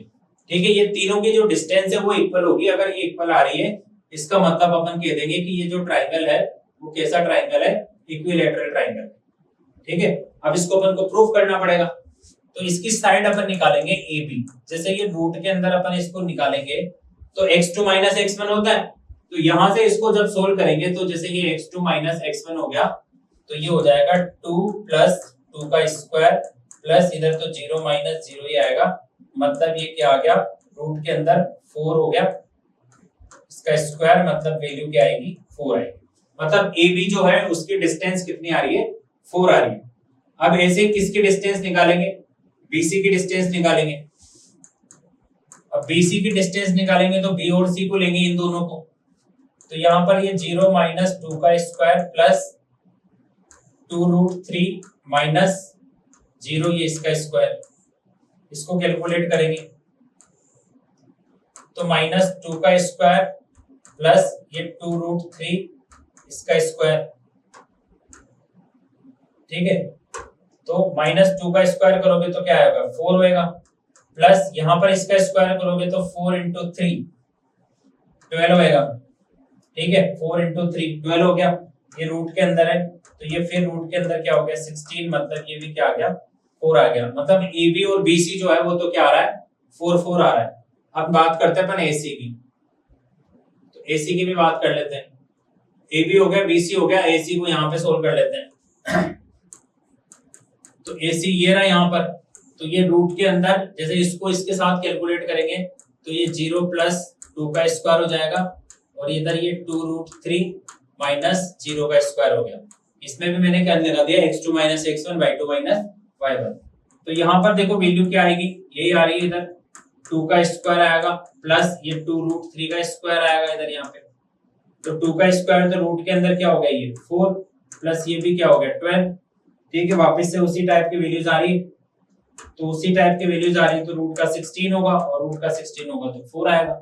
इसका मतलब इनकी चारों की जो डिस्टेंस आ रही है, मतलब तीनों की, वो कितनी कितनी आ रही है 4 4 आ रही है, 4 4 आ रही है। इसका मतलब यहाँ पर कह देंगे लास्ट में लिख देंगे अपन इस तरीके से कि ये AB is equals to BC is equals to AC is equals to 4 आ रहा है, तो ये क्या होगा ये हेंस ABC इज इक्विलेटरल, ठीक है। इस तरीके से अपन लास्ट में लिख देंगे कि ये क्या है एक इक्विलेटरल ट्रायंगल है, तो ऐसे इसको प्रूफ करना है अपन। चलो आगे आते हैं अपन नेक्स्ट क्वेश्चन पर। नेक्स्ट क्वेश्चन है अपना क्वेश्चन नंबर 16। तो क्वेश्चन नंबर 16 के अंदर देखो क्या बोल रखा है, ये दोनों क्वेश्चन जो है वो बुक के थे, ये एग्जांपल में है और ये जो ऑप्शन में जो आ रहा है। अब सेक्शन इसके अंदर देखो ये जो भी क्वेश्चन थे सी सेक्शन वाले सब ऑप्शन में थे, ठीक है। तो ये वाला क्वेश्चन अपन करके देखें, जैसे क्वेश्चन नंबर 16 है तो रूट के अंदर देखो क्या लिखा हुआ है, रूट के अंदर लिखा हुआ है कि 1 माइनस कोस एक्स। रूट के अंदर लिखा हुआ है क्या, ये रूट के अंदर लिखा हुआ है 1 minus cos x upon x है या थीटा है, ए है सॉरी, तो 1 माइनस कोस ए अपॉन ये 1 प्लस कोस ए, ठीक है। इसके इक्वल में अपन को जो दे रखा है वो दे रखा है cosec A minus cot A, इसके इक्वल में लिखा हुआ है cosec A minus cot A, ये अपन को दे रखा है क्वेश्चन में, ठीक है। तो इसको क्या करना होता है, देखो रेशनलाइज करना होता है, माइनस ऊपर ही है और प्लस वाला जो है नीचे है, तो ये 1 माइनस कोस ए अपॉन ये 1 प्लस कोस ए, तो इसको रेशनलाइज करेंगे अपन तो ये किससे होगा 1, देखो जो भी साइन होता है उसके ऑपोजिट साइन से अपन को इसको रेशनलाइज करना होता है सॉरी। तो 1 माइनस कोस ए, इससे मैंने क्या कर दिया यहाँ पर इसको रेशनलाइज कर दिया, ठीक। अब क्या करना होगा, ये जो न्यूमरेटर में वैल्यू बन रही हो तो दोनों सेम है, तो ये 1 माइनस कोस ए जो है ये तो क्या हो जाएगा स्क्वायर, और यहाँ पर जो आ रही है वो एक बार प्लस में एक बार माइनस में, तो ये इस तरीके से ये फॉर्मूला बनता है ए स्क्वायर माइनस बी स्क्वायर, जो कि एक बार किस में होता है प्लस में और एक बार काय में होता है माइनस में। ये वाला फॉर्मूला अपन यहाँ पे अप्लाई कर देंगे, तो 1 का स्क्वायर माइनस कोस स्क्वायर है, ये इस तरीके से अपन ये इक्वेशन को कन्वर्ट कर देंगे। अब क्या होगा देखो अब जो होगा देखो क्या होगा, इसको आगे सोल्व करते हैं। तो आगे सोल्व करेंगे तो ये रूट के अंदर ये 1 माइनस कोस ए जो है इसका स्क्वायर है ये ऐसे, तो ये होगा 1 माइनस कोस स्क्वायर ए, इसको फिर आगे जाके क्या लिख देंगे 1 माइनस कोस ए का स्क्वायर, और 1 माइनस कोस को क्या कहते हैं साइन स्क्वायर ए कहते हैं। अब दोनों पे से क्या कर देंगे स्क्वायर को हटा देंगे, स्क्वायर को हटाएंगे तो क्या बनेगा ये 1 माइनस कोस ए अपॉन साइन, दोनों में से रूट क्या हो गया हटा दिया और स्क्वायर जो था वो भी हट गया। अब इसको लास्ट में क्या लिख सकते हैं, देखो दोनों को सेपरेट करेंगे, दोनों को सेपरेट करेंगे तो ये क्या होगा वन अपॉन साइन ए हो गया एक तो, और माइनस दूसरा क्या हो गया कोस ए अपॉन साइन। अब वन अपॉन साइन को क्या लिखते हैं अपन, कोसेक, तो ये तो हो गया कोसेक ए, माइनस कोस अपॉन साइन को क्या लिखते हैं, कोट है।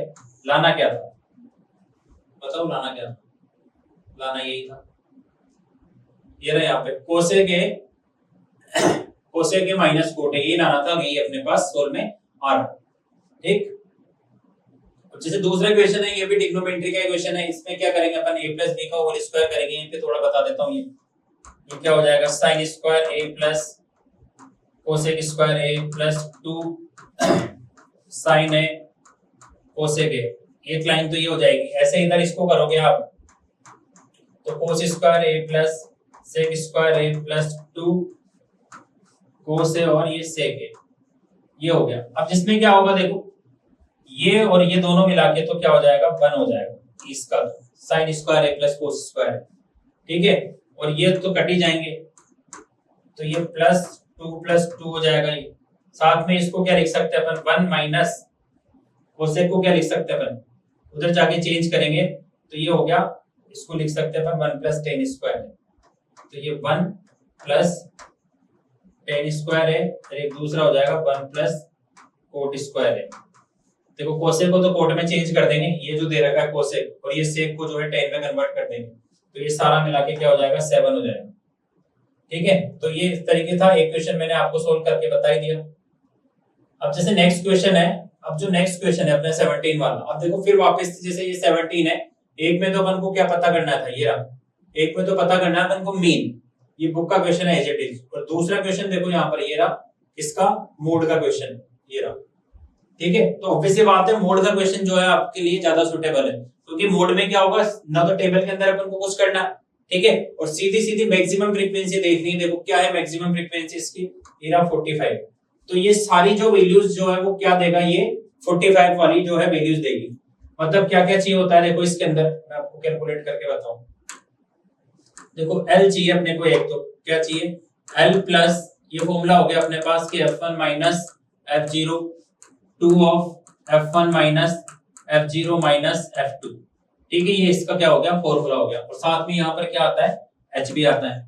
अब ये जो वैल्यूज हैं वो कहां से लाएंगे अपन, इस टेबल से लाएंगे, तो मैक्सिमम कितना था इसके पास, ये रहा यहाँ पे, इस 45 से वैल्यू आएगी, तो L तो कितना हो गया 300, ये जो होगा वो क्या होगा F0, ये होगा क्या F1, और ये होगा क्या F2, ठीक है। तो इसमें अगर अपन वैल्यू रखेंगे तो L क्या हो गया देखो 300 प्लस F1 45 माइनस F0 मतलब 30 अपॉन यहाँ पर ये 2 F1 मतलब ये 45 माइनस 30 माइनस 35,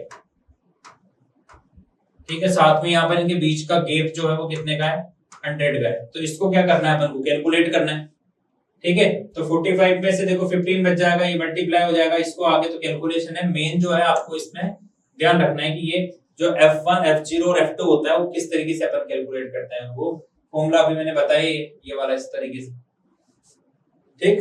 अब आते हैं अपन नेक्स्ट क्वेश्चन पर, देखो सेक्शन डी है। सेक्शन डी में क्या बोल रखा है कि एक द शैडो है of a tower standing on the level ground become 40 metre more than longer when the angle of the elevation of the sun reduced from 60 degree to 30 degree, then find of the tower। देखो इसका मैं diagram बना के बताता हूँ कैसे बनेगा, ठीक है। जैसे मान के चलो कि ये कोई ऑब्जेक्ट है और यहाँ पर ये इस तरीके से इनके एंगल बना रखे हैं, तो ये शेडो जो थी पहले कितनी तक, ये 60 और ये 30, ठीक है। क्वेश्चन में बोल रखा है कि the shadow of the tower standing on the level ground becoming 40, ये 40 दे रखी है, ये वाला पार्ट अपन को पता नहीं, 40 metre longer when the angle of elevation of sun become 60 degree to 30 degree, मतलब जो एंगल ऑफ एलिवेशन है जो रिड्यूस होके कितना हो गया, पहले 60 था फिर कितना हो गया 30 हो गया। तो उस सिचुएशन में ये हाइट ऑफ टावर, मतलब ये पता करना अपन को, जैसे ये ट्रायंगल हो गया अपने पास ABC, इस क्वेश्चन को अपन को कैलकुलेट करना है। चलो मैं बताता हूँ आपको कैलकुलेट करके। तो जैसे ये था अपना क्वेश्चन, ठीक है, यहाँ पर ये 60 डिग्री था पहले, फिर ये बाद में क्या हो गया 30 हो गया रिड्यूस होके, यहाँ पर ये इसकी शेडो ये है, ये एक्स है, ये हो गया इधर यहाँ पर ABC, ठीक है, ये अपन को कैलकुलेट करना है। तो इन ट्राइंगल देखो, सबसे पहले अपन लिख लेते हैं कि ये जो ट्राइंगल दे रखा है अपना, इस ट्राइंगल के अंदर क्या लिखेंगे, तो in triangle A B C, ठीक है, तो टेन थीटा होता है अपने पास कि ये होता है पी अपॉन बी। अब टेन थीटा जो है, टेन तो है कितना 60, पी अपन को पता है ही नहीं, और बी जो है उसको अपन क्या मान रहे हैं, एक्स मान रहे हैं, ठीक है। तो टेन 60 की वैल्यू क्या होती है, टेन 60 की वैल्यू होती है √3 इज इक्वल्स टू ये p अपॉन x, मतलब p क्या हो जाएगा, ये √3x हो जाएगा। एक इक्वेशन तो ये यहां से बन गई अपने पास। आ रही बात समझ में। अब जो दूसरा पार्ट है जिसमें अपन क्या लिखेंगे, ए बी डी लिखेंगे, तो in triangle A B D. अब ए बी डी में वापस से वही क्या आएगा, टेन थीटा, जो कि क्या होता है p अपॉन b। अब टेन कितना आएगा इस बार, 30 डिग्री, p तो p है जो था, परपेंडिकुलर दोनों सिचुएशन में क्या है, सेम ही, ठीक है। अब की बार बेस जो है वो क्या होगा, x प्लस 40 होगा। अब रूट 10 30 क्या होता है, 1 अपॉन √3 होता है, इज इक्वल्स टू p को अपन क्या लिख सकते हैं यहां से, ये जो p था यहां से लिख सकते हैं अपन क्या, √3x अपॉन में क्या है ये x प्लस 40। अब इसको कैलकुलेट करना अपन को, तो इसको कैलकुलेट करना है तो क्रॉस मल्टीप्लाई करेंगे, देखो तो ये x प्लस 40 तो जाएगा इधर, इज इक्वल टू ये मिला के क्या हो जाएगा 3x, ठीक है। तो 3x, ये x उधर क्या, ये इधर हो गया कितना 40, तो 2x इज इक्वल टू 40 है, मतलब x की वैल्यू आएगी कितनी 20, ठीक है। मतलब उसकी जो शेडो थी वो कितनी थी 20 थी, फिर बाद में कितनी हो गई 40। तो दो चीजें पूछी है अपन से क्वेश्चन में, ठीक है। एक तो find the height of tower, ये पता करना था क्वेश्चन में, the shadow tower standing the become more longer than elevation then sun reduce from 60 to 30, find the height of the tower. Height of tower पता करनी थी, तो x की जो वैल्यू आई है वो आई है 20, तो p को अपन ने क्या माना था, इसको अपन पुट कर देंगे, ये पुट इन इक्वेशन नंबर 1, मतलब p जो है वो क्या हो जाएगा 20√3 हो जाएगा, ये होगा इसका आंसर, ठीक है। तो इस तरीके से इसको कैलकुलेट करना है। अब जो नेक्स्ट क्वेश्चन है, देखो ये क्वेश्चन जो है वो भी किसका था, अपने बुक का ही क्वेश्चन है, फ्रॉम द एग्जांपल है, और ये देखो एक पुल बना हुआ है इस तरीके से कि from a point on bridge across the river the length of depression of the angle of, इस टाइप से होगा कि जैसे यहाँ पर ये ब्रिज हो गया, तो एक साइड तो इधर और ये इधर, ठीक है। इसकी जो ब्रेथ दे रखी है, एक साइड डिप्रेशन एंगल है इस टाइप से, तो ये इस टाइप से एंगल हो गया, एक तो 30 हो गया, एक तरीके से हो गया 60। तो इफ बोल रखा है क्वेश्चन में, if the bridge is at the height of 3 metre, ये 3 दे रखी है, तो ये और ये अपन को पता करना है, respectively if the at the height of then the width of the river, ये वाला पार्ट जो है अपन को पता करना है, ठीक है। बुक का ही क्वेश्चन था, बिल्कुल एग्जांपल में। चलो एक पार्ट मैंने सोल्व करा दिया, इसको आप देख लो। चलो नेक्स्ट है अपने पास कि क्वेश्चन में बोल रखा है कि hemispherical depression is cut out from the face of the solid cubical block of side 14 centimetre, मतलब एक क्यूब दे रखा है, बुक का ही क्वेश्चन है, ठीक है, जिसमें 14 सेंटीमीटर का अपना क्या है, एक ब्लॉक दे रखा है। Such the diameter of the hemisphere is equal to the edge of the cube, determine the surface area of the remaining solid. देखो क्या था क्वेश्चन में, बताता हूं आपको। क्वेश्चन में जैसे ये दे रखा है अपन को एक क्यूब, ठीक है, ये क्यूब दे रखा है। अब इस क्यूब में से क्या बोल रखा है कि एक हेमिस्फेरिकल, इस तरीके से ये पार्ट जो है वो अलग कर रखा है, तो क्या क्या आएगा, एक तो 6 साइड स्क्वायर,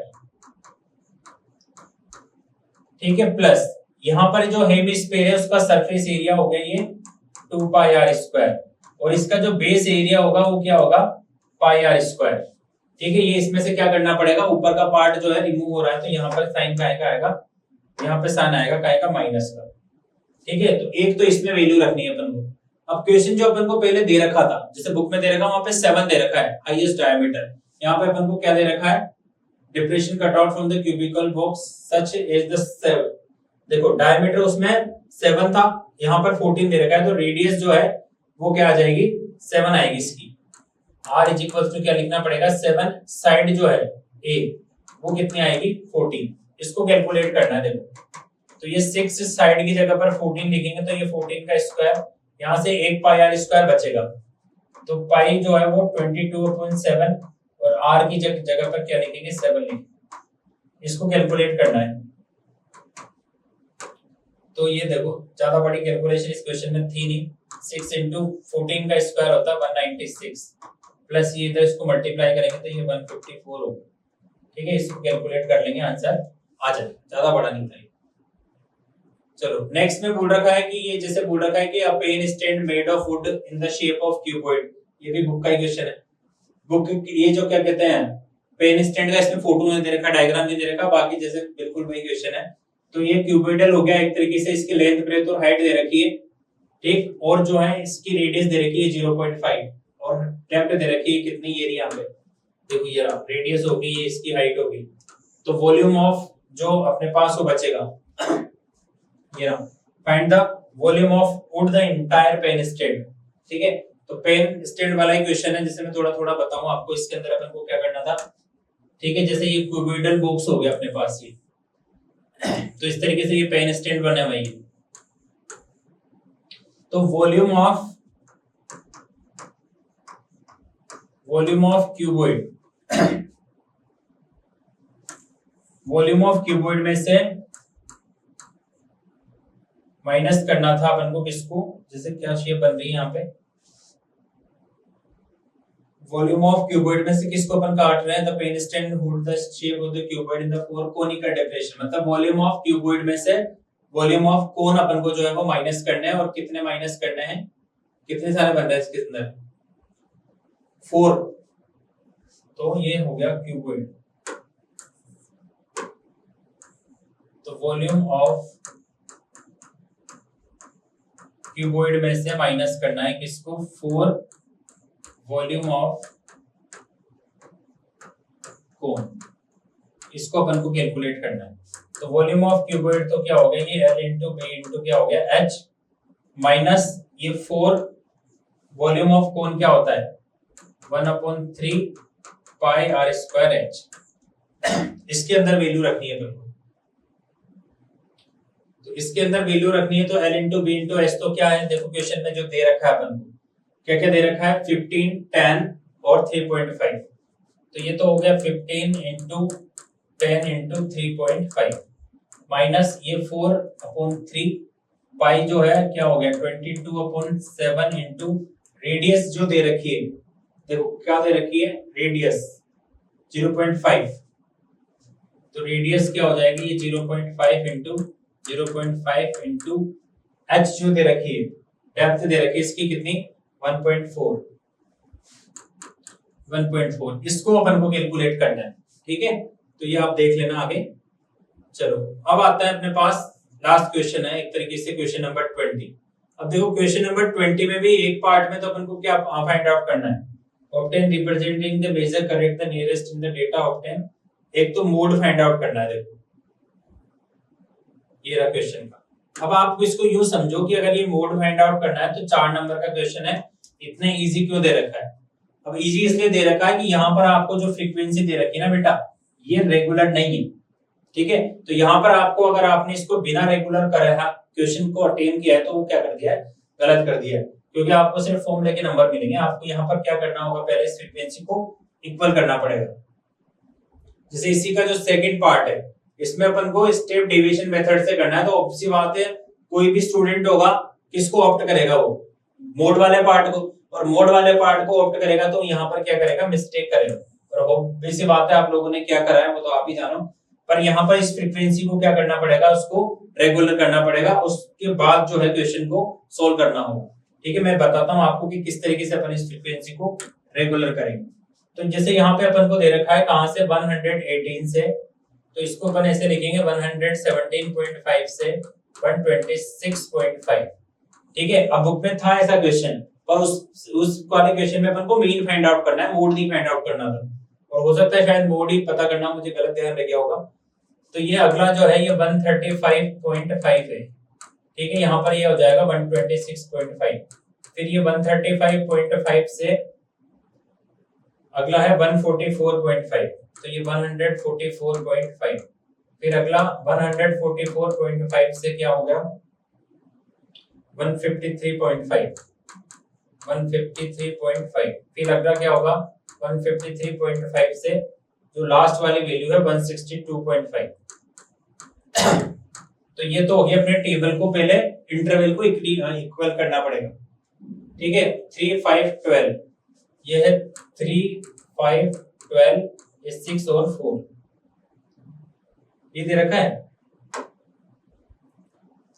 तो इसके बाद देखो क्या हो गया, ये 3 5 12 6 और 4 दे रखा है। तो ये 3 5 12 6 और 4, अब इसको कैलकुलेट करते हैं। ठीक है, अब मोड जो है ऑब्वियसली बात है मैक्सिमम फ्रीक्वेंसी देखनी है, तो टेबल को जो है पहले आपको इस तरीके से कन्वर्ट करना पड़ेगा। मैक्सिमम है कितना 12, तो ये तो हो गया क्या f0, ये हो गया f1 और ये हो गया f2। ठीक है, ये वाली जो वैल्यू जो होगी उसकी l की वैल्यू होगी लोअर लिमिट, मतलब जैसे ये मोड इज इक्वल्स टू क्या हो गया l plus f1 minus f0 upon twice of f1 minus f0 minus f2। ठीक है, और साथ में यहाँ पर क्या आएगा, ये h आ जाएगा। अब वैल्यू रखनी है इसके अंदर, तो l तो कितना हो गया, ये 135.5 प्लस f1 कितना है 12 है, माइनस f0 कितना है 5 इंटू ये 2 इंटू यहाँ पर ये 12 माइनस f0 5 माइनस ये कितना है 6, और साथ में h, इनके बीच का जो डिफरेंस है देखो कितना होगा 144.5 में से 135.5 निकालना है, तो ये तो 0 हो गया 9 का डिफरेंस है।